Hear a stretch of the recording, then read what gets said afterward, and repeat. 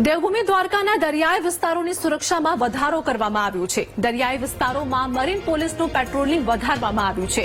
Operation સિંદૂર બાદ દરિયાઈ વિસ્તારોમાં સુરક્ષા પણ વધારવામાં આવી છે. દરિયાના માર્ગે કોઈ ઘૂસણખોરી ન કરે તે માટે પેટ્રોલિંગ વધારાયું. તો દ્વારકાના 23માંથી 21 ટાપુ પર જવા તંત્રએ રોક લગાવી છે.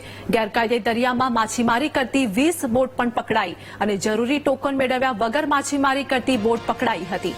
20 બોટ વિરુદ્ધ વિવિધ કલમ હેઠળ ગુનો પણ નોંધાયો છે. તો દેવભૂમિ દ્વારકાના દરિયાઈ વિસ્તારોની સુરક્ષામાં વધારો કરવામાં આવ્યો છે. આ સાથે જ દ્વારકા નજીકથી 2 બોટને પણ ઝડપી લેવામાં આવી છે. દરિયાઈ વિસ્તારોમાં મરીન પોલીસનું પેટ્રોલિંગ પણ વધારવામાં આવ્યું છે. ઓપરેશન સિંદૂર બાદ દરિયાઈ વિસ્તારોમાં સુરક્ષા વધારવામાં આવી, જેમાં દરિયાના માર્ગે કોઈ ઘૂસણખોરી ન કરે તે માટે પણ પેટ્રોલિંગ વધારવામાં આવ્યું છે.